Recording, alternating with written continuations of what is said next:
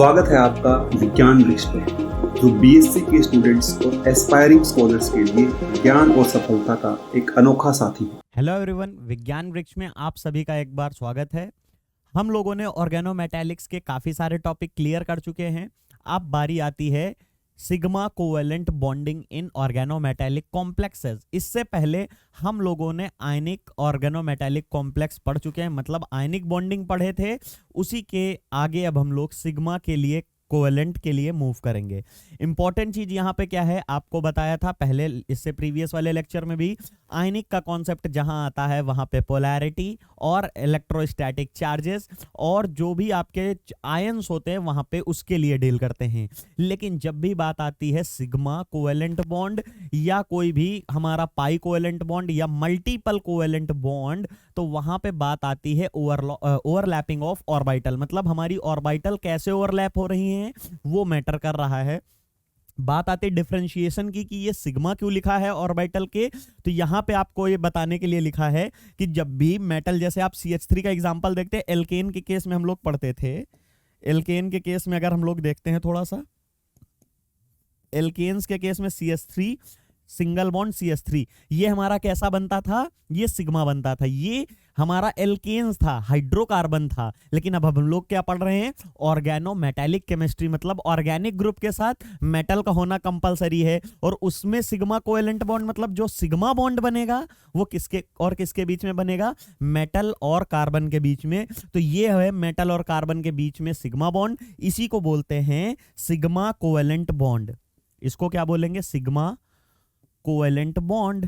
आप कहेंगे सर ये अगर सिग्मा कोवेलेंट बॉन्ड है तो जो सामने वाला लिखा ये क्या है, ये जो हमारा है वो पाई कोवेलेंट बॉन्ड बोल सकते हो या आप मल्टीपल कोवेलेंट बॉन्ड भी बोल सकते हो। जैसे यहां पर हम लोग पढ़ते थे CH3 डबल बॉन्ड CH3 या CH2 double bond CH2, alkane है, एल्कीन है ये, यहां पर इसको इरेज कर देता हूं, ये लीजिए CH2 डबल बॉन्ड CH2 और CH ट्रिपल बॉन्ड CH, कुछ ये देखने को मिलता है।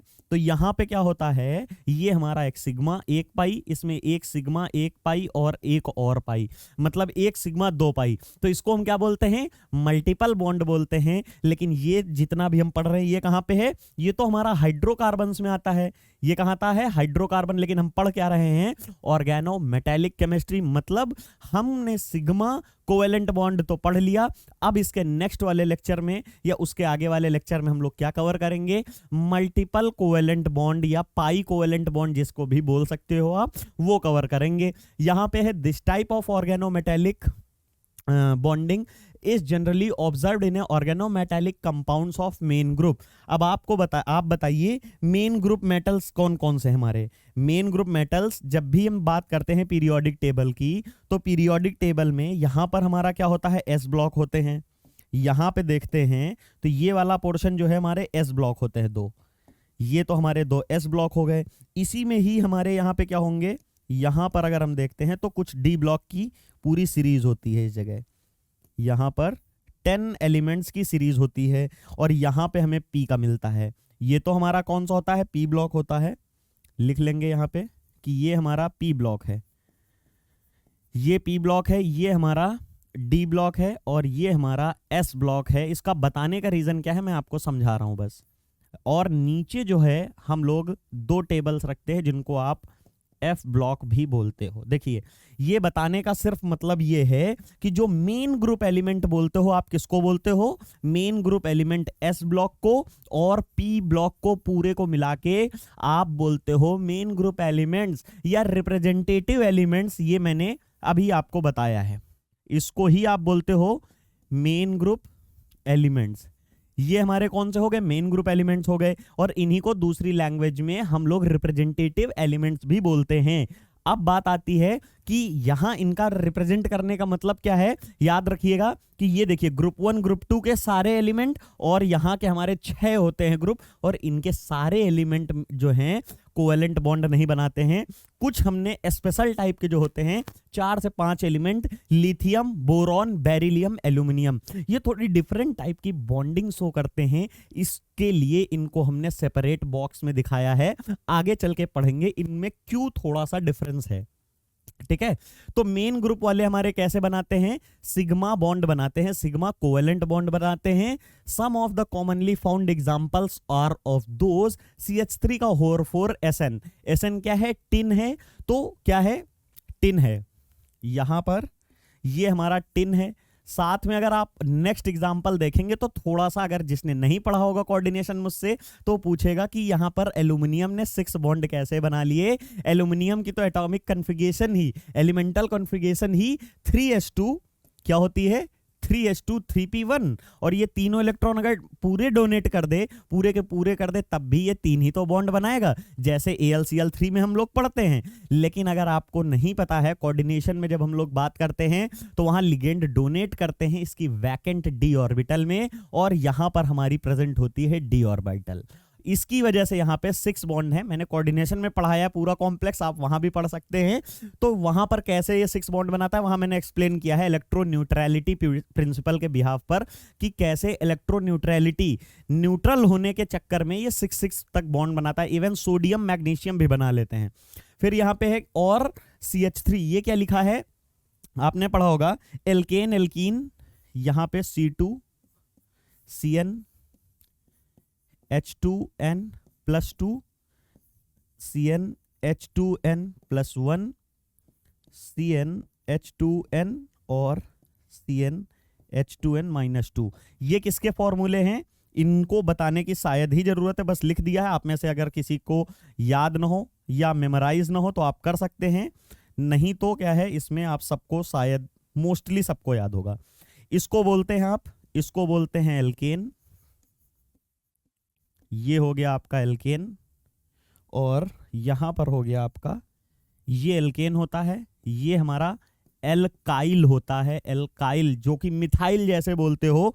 ये कौन सा है, ये हमारा एल्कीन है, ये हमारा एल्कीन है, और लास्ट वाला एल्काइन है। ये इसके जो सफिक्सेस हैं, जो नाम के बाद में लगते हैं, उन्हें क्या बोलते हैं, सफिक्स।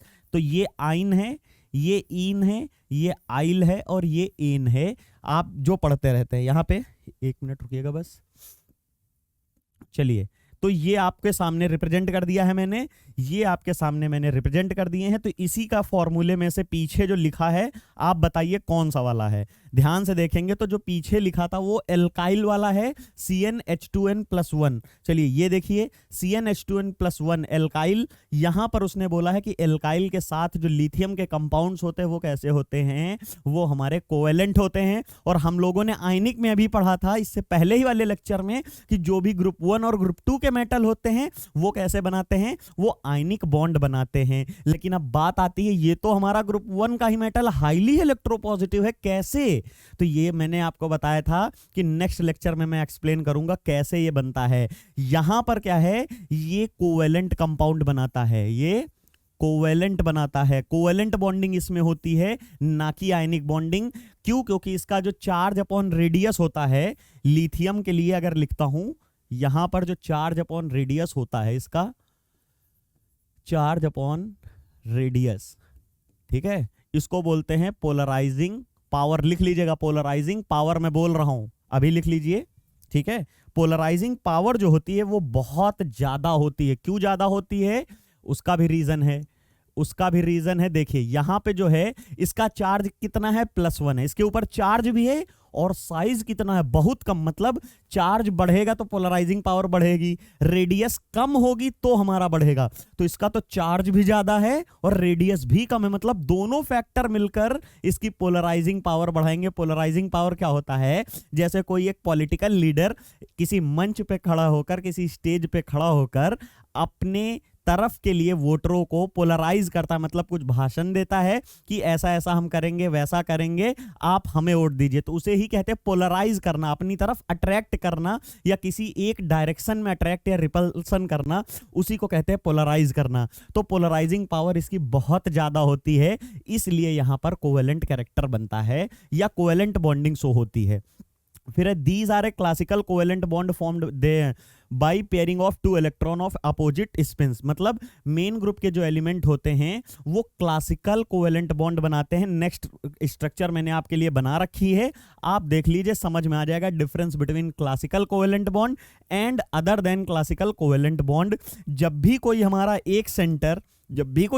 एक सेंटर और दूसरे सेंटर के बीच में एक हमारा मेटल सेंटर है, एक कार्बन सेंटर है, क्योंकि यहां हम ओएमसी पढ़ रहे हैं, दोनों कार्बन हो नहीं सकते, एक मेटल होगा दूसरा ऑर्गेनिक पार्ट है, कंफर्म है, तो ये दोनों हैं। तो इनके का येलो का देखिए, येलो का एक इलेक्ट्रॉन दिखाया है अप स्पिन में, मतलब एक तो कार्बन का इलेक्ट्रॉन है, दूसरा ग्रीन वाला जो है वो मेटल का है, वो भी डाउन स्पिन में, दोनों अपोजिट पेयरिंग में हैं। और जैसे ही दोनों अपोजिट स्पिन वाले ऑर्बिटल्स ओवरलैप होते हैं तो उस तरह के बॉन्डिंग को कहते हैं कोवेलेंट बॉन्ड। और प्योरली हमारे कोवेलेंट बॉन्ड ये क्लासिकल क्यों है? क्योंकि एक इसका और एक इसका शेयरिंग, इक्वल शेयरिंग से दोस्ती है किसी की, जितनी आप उससे दोस्ती मानते हैं उतना दूसरा भी फ्रेंड आपसे दोस्ती मानता है, उसी को आप जो बोलते हैं कि आप बेस्ट फ्रेंड्स हैं।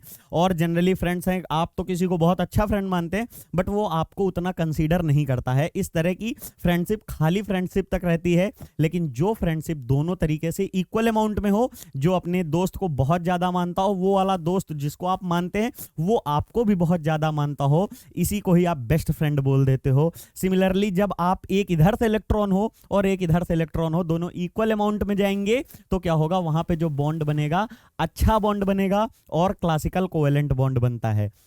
साथ में डेटिव वाला क्या है, जैसे अभी पहले एग्जांपल बताया, आप तो किसी को बहुत अच्छा दोस्त मानते हो बट वो आपको कंसीडर नहीं करता है उतना, तो फिर क्या होगा, उस तरीके से डेटिव बॉन्ड, जब एक ही तरफ का सिर्फ और सिर्फ एक तरफ से सारी दोस्ती निभाई जा रही हो, उस तरह के बॉन्ड कैसे होंगे, डेटिव बॉन्ड होंगे। तो यहां पे ध्यान दीजिए, मैंने दोनों जो इलेक्ट्रॉन बनाए दोनों येलो कलर के कार्बन के बनाए हैं, तो कार्बन ने अपने इलेक्ट्रॉन मेटल की डी ऑर्बिटल में एक साथ दे दिए हैं, जैसे कि कोऑर्डिनेशन में पढ़ते हैं, और इस तरह के बॉन्ड्स को बोलते हैं डेटिव कोवेलेंट बॉन्ड। कोवेलेंट क्यों हुआ? क्योंकि ओवरलैपिंग जो है, ओवरलैपिंग ऑफ ऑर्बिटल हुई, और ओवरलैपिंग ऑफ ऑर्बिटल आते ही कोवेलेंट कैरेक्टर आ जाएगा। नेक्स्ट लाइन है, the polarity of A covalent bond between a metal and alkyl group depend upon the difference in the electronegativity of A atoms. चलो तो ये देख लेते हैं। अब एक मेटल है, एक कार्बन है, इसमें कार्बन हमारा इलेक्ट्रोनेगेटिव होगा, मेटल हमारा इलेक्ट्रोपॉजिटिव होगा, क्योंकि हमने बता रखा है कि जो भी हमारा मेटल होगा ऑलवेज केमिस्ट्री में मेटल का काम इलेक्ट्रॉन डोनेशन होना है।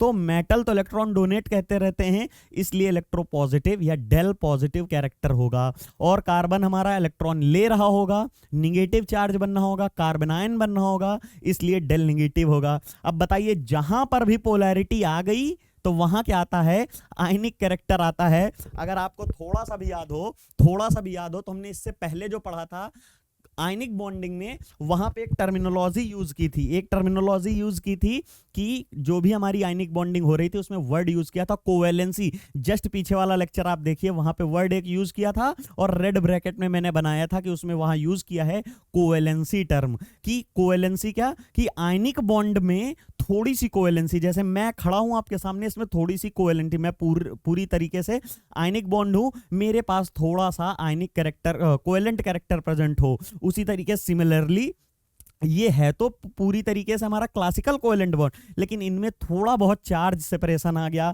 थोड़ी बहुत पोलैरिटी आई, और थोड़ी बहुत पोलैरिटी आने से क्या हुआ, इसमें आयनिक कैरेक्टर जनरेट हो गए। तो इसमें भी आयनिक कैरेक्टर आ गए। इसी की वजह से बोला गया है कि पोलैरिटी जो भी होगी वो किस पे डिपेंड होगी, इलेक्ट्रोनेगेटिविटी डिफरेंस मेटल और इलेक्ट्रोनेगेटिव कार्बन के बीच में जितना ज्यादा इलेक्ट्रोनेगेटिविटी डिफरेंस होगा उतनी ज्यादा पोलैरिटी होगी। सिंपल बात है। तो ये हमने कंप्लीट किया। नेक्स्ट देखते हैं, ये आपके लिए विज्ञान वृक्ष जो है एप्पल स्टोर पे और प्ले स्टोर पे ऐप है, आप जाके डाउनलोड कर सकते हैं और वहां से जो भी आपको कंटेंट परचेज करना है, चाहे वो फुल सेमेस्टर रिकॉर्डेड कोर्स हो आपके बीएससी के लिए, चाहे सीयूईटी पीजी के लिए हो, या आप आईआईटी जैम किसी के लिए भी परचेज कर सकते हैं। साथ ही साथ ऑल इंडिया की किसी भी यूनिवर्सिटी में आप पढ़ रहे हैं, सबका हम लोगों ने syllabus unit wise topic wise assign किया है। मतलब आपको टॉपिक भी नहीं ढूंढना है कि क्या क्या है, आप बस जाइए इनऑर्गेनिक वाले पोर्शन से इनऑर्गेनिक, ऑर्गेनिक वाले से ऑर्गेनिक और फिजिकल वाले से फिजिकल को पढ़ सकते हैं इजीली, क्योंकि हम लोगों ने उसको खुद ही सेपरेटली एक सीक्वेंस मैनर में बढ़िया बना के दिया है। साथ ही साथ में जो भी हम लोग ये पढ़ रहे हैं बढ़िया बढ़िया पीडीएफ वगैरह, ये सब आपको रिकॉर्डेड कंटेंट के साथ एक साथ प्रोवाइड की जाएंगी, जिससे आपको हेल्प मिलेगी। साथ ही साथ में अगर आप चाहते हैं हायर एजुकेशन में आप जाएं और अच्छी जगह से एमएससी करें, तो विज्ञान वृक्ष आपकी इसमें बहुत अच्छी मदद कर सकता है। बहुत लो कॉस्ट में सीयूईटी पीजी का पूरा फुल कंटेंट रिकॉर्डेड फॉर्म में मिलेगा। साथ ही साथ अगर आप चाहते हैं इससे भी अच्छी जगह, सेंट्रल यूनिवर्सिटी से भी अच्छी जगह आप कहीं से एमएससी करना चाहते हैं, आई मीन आईआईटी से, जहां की मतलब नाम ही काफी है, तो वहां पर भी आप जा सकते हैं through IIT jam exam. IIT jam exam अपने बीएससी थर्ड ईयर में देंगे, तो बीएससी थर्ड ईयर में देने वाले बच्चों का जिनका सिलेक्शन हो जाता है उनको आईआईटी से एमएससी करने का मौका मिलता है और अपने सपने को पूरा करने को एक ऑप्शन मिलता है। साथ ही साथ कई बच्चे ऐसे हैं जो मास्टर्स कंप्लीट कर चुके हैं, तो उनके लिए तो ये वाले फैक्टर खत्म हो गए, लेकिन विज्ञान वृक्ष उनके लिए भी कुछ लाया है। आईआईटी गेट और सीएसआईआर नेट जैसे बैचेस, जिसको आपको दिया जाता है बहुत ही अफोर्डेबल प्राइजेस में। आईआईटी गेट क्रैक करने पे आप, इंडिया की बहुत सारे इंस्टीट्यूट हैं जिनको आप पीएसयूज बोलते हैं, अच्छी रैंक लाने पे आप डायरेक्ट इंटरव्यू देकर वहां पर जॉब ले सकते हैं। जहां पे जाने का मतलब विजिट करने का लोगों का सपना होता है, वहां आप जॉब कर सकते हैं थ्रू आईआईटी गेट। मतलब ओएनजीसी, बार्क, डीआरडीओ, इसरो, इस तरह के इंस्टीट्यूट जहां पे लोग एंट्री करने का सपना देखते हैं, वहां आप जॉब कर रहे होंगे थ्रू आईआईटी गेट। और सिर्फ एक इंटरव्यू देना पड़ता है और कुछ नहीं देना पड़ता है, सीधा आपको जॉब मिल जाती है। अगर आप अच्छे नंबर लाते हैं या अच्छी रैंक लाते हैं, किसी कारणवश अगर आप अच्छी रैंक या नंबर नहीं ला पाए, तो आप किसी भी इंस्टीट्यूट से एमटेक आईआईटी से कर सकते हैं। अगर एमटेक आप मास्टर कर चुके हैं तो दोबारा तो एमटेक करेंगे नहीं, तो आप कहीं आईआईटी से पीएचडी कर सकते हैं, जिसमें मिलती है आपको फेलोशिप। और साथ ही साथ अगर आप सीएसआईआर नेट की तैयारी कर रहे हैं या कहीं पे टीचिंग प्रोफेशन में जाना चाहते हैं, तो उसके लिए सीएसआईआर नेट जो होता है कंपलसरी है इंडियन गवर्नमेंट में, तो आपको सीएसआईआर नेट क्रैक करना पड़ेगा। उसके लिए आप ज्वाइन करिए विज्ञान वृक्ष। साथ ही साथ अगर आपने नेट के साथ जेआरएफ भी क्लियर कर लिया है, तो आपको मिलती है फेलोशिप, वो भी कॉन्टिन्यूअस 5 ईयर तक आपको पीएचडी के लिए बहुत हेल्पफुल होगी। शायद इसमें से आपको जो भी आप अभी जिस भी फील्ड में हैं, अगर आप मास्टर्स कर रहे हैं तो आपके लिए ये वाला फील्ड बेस्ट है। अगर आप अभी अंडर ग्रेजुएट हैं तो आपके लिए तो मास्टर अभी करना जरूरी है, तो आप सीयूईटी पीजी और आईआईटी जैम जैसे एग्जाम्स को देकर सेंट्रल यूनिवर्सिटी या आईआईटी से अपने मास्टर्स को कंप्लीट कर सकते हैं। साथ ही में अपना हायर एजुकेशन को एक ब्रिलियंट और अच्छी जगह से एकेडमिक्स कंप्लीट कर सकते हैं। चलिए हम मूव करते हैं कोवेलेंट बॉन्डिंग के नेक्स्ट टॉपिक पे। This type of bonding is also observed in a transition metal. मतलब कौन सी बॉन्डिंग? जो पीछे पड़े हैं sigma covalent bonding. Sigma covalent bonding जो है ट्रांजिशन मेटल में भी पाई जाती है। हम लोगों ने देखा था कि जो classification of metal on the basis of metal, तो वहां आयनिक, कोवेलेंट, इलेक्ट्रॉन डेफिशिएंट, और चौथा था हमारा कौन सा? Transition metal organometallic compounds. वो दूसरी चीज है। बॉन्डिंग की बात आ रही है तो यहां पे है कि ट्रांजिशन मेटल कॉम्प्लेक्सेस जो हैं वो भी हमारे ओएमसी कंपाउंड कोवेलेंट बॉन्ड बनाते हैं। लेकिन इंपॉर्टेंट क्या है? द कंपाउंड फॉर्म्ड आर, ये देखिए, हाईली अनस्टेबल। ये क्या बता दिया सर? बन भी रहे हैं, हाईली अनस्टेबल है। कैसे है मैं एक्सप्लेन करता हूं। एग्जांपल के लिए आपके सामने लिखा गया है alkyl derivative of transition metal. Alkyl derivative मतलब आप CH3 ले लीजिए, सबसे बेस्ट रहता है। एग्जांपल वो लो जो आपके लिए आसान हो, कठिन लेने की जरूरत नहीं जो आपको खुद ही नहीं समझ में आए, ठीक है। एग्जांपल आप वो ले सकते हैं जो आसान हो, कठिन लेने का कोई मतलब नहीं है। तो यहां पे हम बात कर रहे थे कि कैसे हम लोग बात कर रहे हैं कि CH3 एग्जाम्पल आप वो लो जो आपके लिए एग्जाम्पल इजी पड़े। CH3 जो है आपके लिए इजी पड़ता है तो इसलिए आप वो लीजिए। कठिन एग्जाम्पल लेंगे तो आप खुद ही कंफ्यूज होंगे। तो एल्काइल ग्रुप का जब भी नाम आए तो CH3। अब ये कह रहा है कि इस तरह का कॉम्प्लेक्स है। ये देखिए यहां पर लिया भी बुक वाले ने, हम लोगों ने जो है कहां से ले लिया है, यहां पे CH3 का होल 4 Ti। मतलब ये क्या है कि आपका जो भी कंपाउंड है ये हाईली अनस्टेबल है। कौन सा? कि टेट्रा मिथाइल टाइटेनियम, क्योंकि 4 मिथाइल हैं तो टेट्रा मिथाइल टाइटेनियम। साथ में ये NB कौन सा है? नियोबियम होता है। मॉलिबेडनम के जैसे मॉलिबेडनम, नियोबियम, तो ये हमारा नियोबियम होता है। तो यहां पर अगर हम लिखेंगे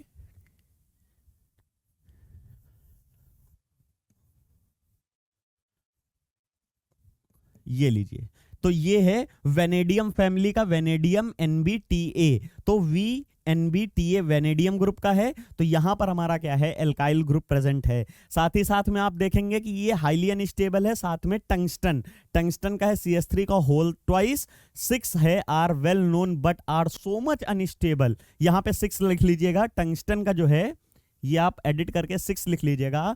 ये जो है हाईली अनस्टेबल हैं। और इंपॉर्टेंट चीज है एक्सप्लोड मतलब है क्या है, दग जाते हैं जैसे ही हम इनको रूम टेम्परेचर में ले आते हैं। ये जो हैं अगर रूम टेम्परेचर पे आए तो ये दग जाते हैं। जैसे सोडियम आपने देखा होगा, आपने अगर BSc में है तो लैब में ये खेल तो जरूर किया होगा कि थोड़ा सा सोडियम लेके पानी में फेंकिए। फेंकना नहीं है, मैं नहीं कह रहा आपको फेंकना नहीं है, लेकिन आप करते हैं, मैं वो बता रहा हूं, जो कि गलत भी होता है कई टाइम्स। अगर आपने उसमें पानी में सोडियम डाला, जो फायर हुई तो अगल बगल बहुत सारे केमिकल्स होते हैं, कोई भी दूसरा केमिकल अगर फायर पकड़ लिया तो बहुत प्रॉब्लम हो सकती है। लेकिन जनरली बच्चे करते रहते हैं, सोडियम लेके पानी में डालते हैं और वो आग पकड़ लेता है, क्योंकि सोडियम जो होता है वो पायरोफोरिक इन नेचर होता है। पायरोफोरिक मतलब जलनशील, बहुत तेज जलने लगता है बहुत जल्दी, जैसे ही वाटर मॉइस्चर या एयर के कांटेक्ट में आता है। इसीलिए सोडियम को केरोसिन में स्टोर किया जाता है। चलिए, the stability of this compound can be increased by introducing some pi bonding. अब यहां से खेल होता है असली OMC का, कि जो सिग्मा बॉन्ड है, अगर मान लीजिए मैं बताता हूं, W की बात कर लेता हूं, ये लीजिए यहां पर W, ये CH3, ये CH3 और ये भी CH3, ठीक है। अब यही चीज अगर मान लीजिए इधर भी हमारे 3 CH3 लगे हैं, ये भी हम बोल देते हैं CH3 है, तो यहां तो हमारे कैसे हैं, CH3 तो पाई बॉन्ड बना नहीं सकता है। CH3 कैसे पाई बॉन्ड बनाएगा, जब कार्बन की वैलेंसी 4, वहां पे 3 हाइड्रोजन पहले, 1 इलेक्ट्रॉन बचा है, तो पाई बॉन्ड कैसे बनेगा। पाई बॉन्ड बनने के लिए मस्ट होता है वैकेंट p ऑर्बिटल। यहां तो वैकेंसी है ही नहीं, तो क्या कह रहा है कि इनको स्टेबल होने के लिए, मतलब ट्रांजिशन मेटल को स्टेबल होने के लिए पाई बॉन्ड को इंट्रोड्यूस किया जाता है, पाई बॉन्ड का इंट्रोडक्शन किया जाता है, तब स्टेबल हो जाएगा। Discussed in the later part, क्योंकि हम लोग उसको अभी बाद में पढ़ेंगे, इसलिए हम लोगों ने यहां ये लिखा है। साथ ही साथ में कौन करेगा, CO, PR और पिरिडीन, मतलब आपके आगे इंपॉर्टेंट लिगेंड CO और PR3, जिसको बोलते हैं फॉस्फीन लिगेंड, और आपको एक घूम घूम के दिखते रहेंगे। ये लिगेंड जैसे ही आएंगे, कोबाल्ट मतलब ये कार्बोनिल जो होता है, कुछ इसका स्ट्रक्चर ये होता है। कार्बोनिल के ऊपर यहां पे 1 इलेक्ट्रॉन पेयर इधर होता है, 1 इलेक्ट्रॉन पेयर इधर होता है, ये हमारी स्ट्रक्चर होती है। जैसे ही मेटल को ये डोनेट करता है ये इलेक्ट्रॉन पेयर, फिर मेटल अपनी इलेक्ट्रॉन डेंसिटी इसको बैक डोनेट करता है। तो ये तो सिग्मा और ये पाई। बताइए समझ में आया कि नहीं। इसको मैं अच्छे से एक्सप्लेन करूंगा, एमओटी के थ्रू भी एक्सप्लेन करूंगा, लेकिन रफली समझ लीजिए कि ये इलेक्ट्रॉन इसको इसने दिया, फिर इसके पास यहां जो एंटी बॉन्डिंग ऑर्बिटल होती है, एक बॉन्डिंग और उसके बाद एक एंटी बॉन्डिंग बनती है। आपने ऐसे करके देखा होगा, यहां पे बनाते हैं एंटी बॉन्डिंग और इसी का बॉन्डिंग। तो यहां पे ये होता है बॉन्ड बनाता है, ऊपर बॉन्ड ब्रेक होता है, तो ये इसमें डालता है। ये सब आगे हम अच्छे से पढ़ेंगे, बस हल्का सा रफ आइडिया दे दिया है कि कैसे इसमें पाई बॉन्ड बनता है। वही चीजें यहां मैंने इसीलिए यहां भी लिख दिया था। चलिए लिखा रहने देते हैं, अगर आपको समझ में आए तो लिख लीजिएगा कि pyridine in them back bonding कराएंगे। To give you an idea of the stability of these compound, let us take an example। मैंने एक एग्जाम्पल लिया है, देखिए जो भी है हमारा क्या है, टेट्रामिथाइल टाइटेनियम। टेट्रामिथाइल टाइटेनियम मतलब वही जो ऊपर हमने लिया है, ये वाला कॉम्प्लेक्स, यहाँ पे Ti लिखा है। It decomposes violently at -23। यहाँ तो हम रूम टेम्परेचर की बात कर रहे थे, लेकिन ये कह रहा है अगर आप 23 डिग्री सेल्सियस भी रखोगे माइनस में, याद रखिएगा यहाँ पे माइनस लगा है, 23 पॉजिटिव मत लिखिए। रूम टेम्परेचर को तो छोड़ दीजिए, अगर माइनस में भी 23 डिग्री सेल्सियस पे रखे तो ये एक्सप्लोड होता है या इसमें आग लग जाती है, डिकम्पोज होता है। कहां पे, इसमें तो यहाँ पे तो सॉरी यहां पर तो एक्सप्लोड होता था, यहां एक्सप्लोड नहीं होगा क्योंकि ये बहुत लोअर टेम्परेचर है। इसकी वजह से यहां पे क्या होगा, इसकी वजह से यहां पर आपका सिर्फ और सिर्फ डिकम्पोजिशन हो जाएगा। डिकम्पोजिशन होने का मतलब है कि ब्रेक डाउन हो जाएगा, टूट जाएगा CH3 में और हमारे मेटल में। लेकिन इसको स्टेबल बनाने के लिए हम लोग क्या करेंगे, हाउयर सब्स्टिट्यूशन ऑफ डाइपिरिडीन। डाइपिरिडीन क्या है, ये रहा पिरिडीन। पिरिडीन का स्ट्रक्चर क्या होता है, कुछ ये होता है, देखिए नाइट्रोजन, और यहां पे एक पाई बॉन्ड इस जगह होता है, एक पाई बॉन्ड यहां, एक पाई बॉन्ड यहां। ये वाला जो इलेक्ट्रॉन पेयर है, बेटर होगा कि इसको हम बेटर होगा कि इसको हम बाहर से दिखाएं। हमारा पूरा कॉम्प्लेक्स लिख गया। यहां पे क्या है, ये जो इलेक्ट्रॉन पेयर है इसको जैसे ही पिरिडीन के साथ हम ट्रीट करते हैं, एक पिरिडीन जो है वो कितने इलेक्ट्रॉन पेयर देगा, 2 देगा। और इससे पहले हमारे टाइटेनियम में क्या था, CH3 एक ही इलेक्ट्रॉन बना रहा था, इसके साथ 4, और टाइटेनियम मतलब टाइटेनियम को 4 इलेक्ट्रॉन चाहिए। पिरिडीन क्या है, पिरिडीन तो 2 इलेक्ट्रॉन देता है, इसके साथ 4 का कॉम्प्लेक्स बनाता है। और जब टाइटेनियम पिरिडीन के साथ कॉम्प्लेक्स बनाएगा तो सिर्फ और सिर्फ 2 ही यूज होंगे, क्योंकि पिरिडीन खुद ही अकेले ही 2 दे देगा। पिरिडीन तो अकेले ही 2 देगा और उसको चाहिए कितने, 4 इलेक्ट्रॉन चाहिए। 4 इलेक्ट्रॉन चाहिए थे तो मिथाइल से जुड़ा था, तो 4 इलेक्ट्रॉन तो ये खुद ही दे रहा है, तो इसीलिए यहां पे सिर्फ और सिर्फ डाईपिरिडीन कॉम्प्लेक्स बनेगा। ये देखिए लिखा है मैंने, substitution of a dipyridine. Substitution of a dipyridine कौन सा कॉम्प्लेक्स है, कॉम्प्लेक्स का आपके सामने लिखा है कि इसमें अगर आप डाईपिरिडीन का सब्स्टिट्यूशन करोगे तो ये स्टेबल हो जाएगा, increases it's stability and the resultant compound does not decomposes till room temperature. मतलब जो रूम टेम्परेचर पे एक्सप्लोड हो रहा था कॉम्प्लेक्स, ये रहा, ये कॉम्प्लेक्स हमारा रूम टेम्परेचर पे एक्सप्लोड हो रहा था, लेकिन वही रूम टेम्परेचर पे आने पे स्टेबल होगा और न्यूट्रल प्रेजेंट रहेगा जब वहां पे हम सब्स्टिट्यूशन कराएंगे डाईपिरिडीन की। डाईपिरिडीन कराने से ऐसा हुआ क्या, वहां पे बल्कीनेस बढ़ गई, और मोस्ट इंपॉर्टेंट वहां पाई बॉन्डिंग वाला कॉन्सेप्ट जो मैंने ये बताया है कि इसने तो इसको डोनेट भी किया, इधर से डोनेट किया, साथ ही साथ में उसने इसको बैक डोनेट, सेकंड बॉन्ड बन गया, सेकंड स्टेबिलिटी इनहांस कर दी, और जैसे ही स्टेबिलिटी इनहांस करी तो वहां पे वो स्टेबिलिटी बढ़ गई है। चलिए यहां पर हम देखते हैं आज का भी लास्ट में कि सिमिलरली रिप्लेसिंग CH3 5Nb, यही कॉम्प्लेक्स देखिए यहां पे ये सारे कॉम्प्लेक्स लिखे थे, Nb वाला कॉम्प्लेक्स भी लिखा है और यहां टंगस्टन का है, यहां 6 है, इसको 6 करिएगा टंगस्टन का। ये जो कॉम्प्लेक्स है similarly replacing CH3 with PPH3। अब ये कौन सा कॉम्प्लेक्स है, आप कहेंगे सर ये तो काफी डिफिकल्ट टाइप का दिख रहा है, समझ में नहीं आ रहा है, मैं बताऊंगा तभी आपको बहुत अच्छे से समझ में आएगा। इसका रिप्रेजेंटेशन कुछ ऐसे किया जाता है, यहां पर CH3, यहां पर CH3, और यहां CH2, और यहां CH2, यहां पे फॉस्फोरस, यहां CH3 और यहां CH3। अब देखिए क्या यही लिखा है, Me2P, फिर है CH2, CH2, CH2, CH2, PCH3, PCH3, PCH3, PCH3। इस कॉम्प्लेक्स को कहते हैं DPE। देखिए क्या है, डाई मिथाइल है, तो डाई मिथाइल फॉस्फिनो ईथेन, याद रखिएगा फॉस्फिनो ईथेन, ये है हमारा। तो इसको बोलोगे DMPE,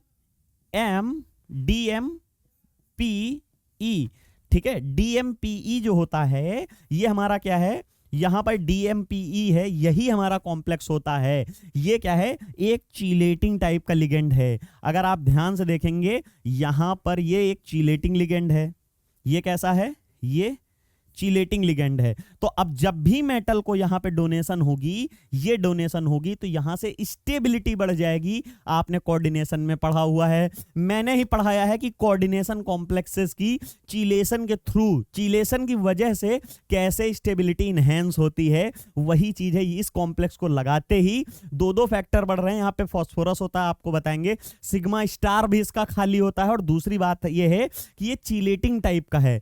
यहां पे ये CH3 सिग्मा बॉन्ड खाली बना रहे थे, बना तो ये भी सिग्मा रहा है, लेकिन ये क्या है, ये चीलेटिंग है। अगर ये टूटेगा तो ये फिर भी लिंक है, फिर अचानक से तुरंत अटैक कर देगा, मतलब टूटता बनता रहेगा, इसीलिए स्टेबल रहेगा। चीलेटिंग लिगेंड से स्टेबिलिटी बढ़ती है। मैंने कोऑर्डिनेशन में आपको वेल मैनर्ड आप सब समझा रखा हूं।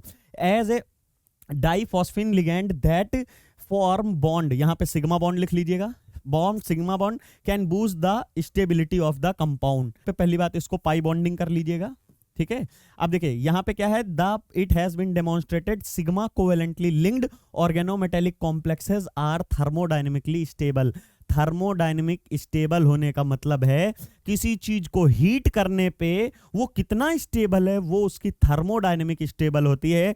थर्मल मतलब होती है हीट, थर्मल मतलब होता है हीट, थर्मल मतलब होता है हीट, और जब अगर वो बोल रहा है कि थर्मली स्टेबल है, दैट मीन्स क्या हुआ कि हीट करते जाओ, लेकिन वो तो स्टेबल है। यही चीज वो बताता है कि थर्मोडायनेमिक स्टेबल क्या होता है कि हीट चाहे जितना कर लीजिए वो स्टेबल ही रहेगा। अब बात आती है काइनेटिकली स्टेबल क्या होता है या काइनेटिकली रिएक्टिव क्या होता है। थर्मोडायनेमिकली स्टेबल, थर्मोडायनेमिकली रिएक्टिव क्या होते हैं। अब देखिए, एक वर्ड होता है थर्मल, दूसरा होता है काइनेटिक। यहां बच्चे बहुत कंफ्यूज होते हैं, लेकिन कंफ्यूज होने की जरूरत नहीं है, अभी मैं एक्सप्लेन कर देता हूं।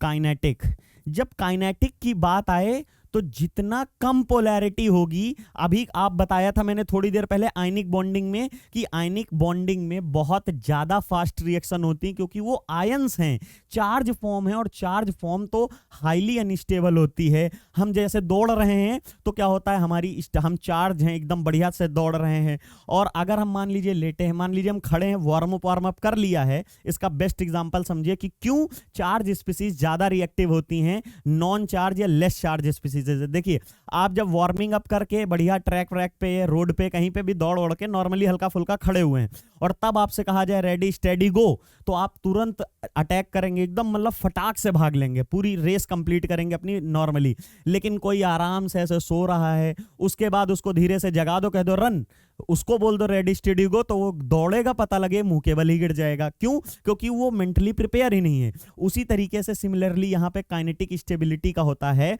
कि जो आयनिक फॉर्म में है तो वो तो पहले ही चार्ज फॉर्म में बैठे हैं, तो वो तुरंत रिएक्ट कर जाते हैं, वो रिएक्टिव बहुत होते हैं, इसलिए वो फटाक से रिएक्ट कर जाते हैं। लेकिन जिनके पास चार्ज नहीं होता है, कोवेलेंट बॉन्ड जो होते हैं ना, वो बहुत कम रिएक्टिव होते हैं, काइनेटिक रिएक्टिविटी इनकी कम होती है। और जैसे जैसे पोलैरिटी बढ़ती जाएगी, जैसे जैसे चार्ज बढ़ता जाएगा, जैसे जैसे आयन की कंसंट्रेशन बढ़ती जाएगी, वैसे वैसे उसकी काइनेटिक स्टेबिलिटी, काइनेटिक रिएक्टिविटी बढ़ेगी, क्योंकि चार्ज ज्यादा तो ज्यादा रिएक्टिव। इसीलिए जितना ज्यादा पोलर बॉन्ड उतना ज्यादा रिएक्टिव, मतलब जितना ज्यादा चार्ज वो उतना रिएक्टिव। तो काइनेटिक स्टेबल होने के लिए क्या चाहिए? चार्ज कम चाहिए, क्योंकि ज्यादा होगा तो ज्यादा रिएक्शन करेगा। इसीलिए काइनेटिक स्टेबल होने के लिए हमें क्या करना है? लेस चार्ज, जितना हो, जीरो तो होता ही नहीं है, बिल्कुल बताया है। आयनिक वाले में पढ़ाया था कि आयनिक वाले में कोवेलेंसी थोड़ी सी होती है और कोवेलेंट वाले में पोलैरिटी थोड़ी सी होती है। ये देखिए अभी जस्ट बताया है आज, कोई प्योर कोवेलेंट तो होता नहीं, इसमें थोड़ी बहुत तो पोलैरिटी है, थोड़े बहुत चार्जेस हैं उसी के बिहाफ पे, लेकिन जितना कम होगा उतना बेटर होगा हमारे लिए काइनेटिक स्टेबिलिटी। लेस चार्ज, ठीक है, यहां पे लिख सकते हो आप, लेस चार्ज जितना भी होगा वो सब कैसा होगा? हाईली काइनेटिक स्टेबल होगा। ये समझ में आ गया होगा।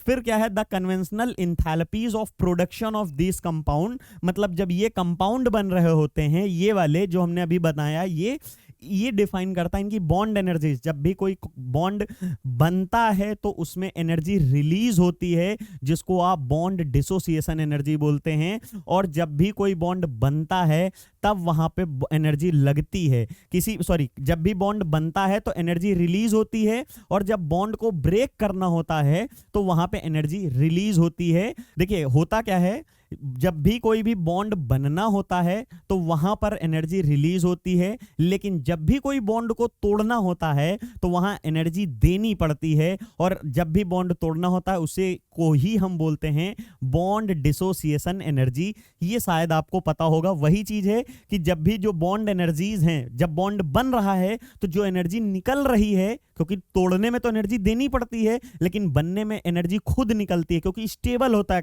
सिस्टम, पोटेंशियल एनर्जी डिक्रीज होती है, स्टेबल होने लगता है, तो जो एनर्जी निकलती है वही बताती है कि ये जो है थर्मोडायनेमिक स्टेबल है, क्योंकि बहुत ज्यादा अमाउंट में एनर्जी निकलती है। आप अगर आराम कर रहे हैं, बेस्ट एग्जांपल है, अगर आप आराम कर रहे हैं, लेटे हैं, रिलैक्स्ड हैं, तो आपकी एनर्जी बहुत कम है। लेकिन आपको एक डॉग ने दौड़ा लिया है, आप अपनी फुल स्पीड में दौड़ रहे हैं, तो क्या होगा? आप अपनी पूरी एनर्जी बढ़िया से निकाल रहे हैं। उसी तरीके से क्या है, बॉन्ड एनर्जीज जो होती हैं, जो जितना ज्यादा एनर्जी निकाल देता है उसके बाद उसकी एनर्जी एकदम डाउन हो जाती है, वो रेस्ट की तरफ चला जाता है, एनर्जी डाउन हो जाती है। शायद ये समझ में आ गया होगा। कोवेलेंट कैरेक्टर का थोड़ा सा बड़ा टॉपिक था, तो इसको हम लोग नेक्स्ट लेक्चर में पार्ट 2 में अपना कंप्लीट कर लेंगे। मोस्ट ऑफ द चीजें यहीं कवर कर ली हैं। इसी के बिहाफ पे अभी मेन ग्रुप का पढ़ रहे थे, अब ट्रांजिशन मेटल के लिए क्या होगा, कोवेलेंट सिग्मा बॉन्ड हमारा क्या होगा, नेक्स्ट लेक्चर में देखेंगे। Thank you so much.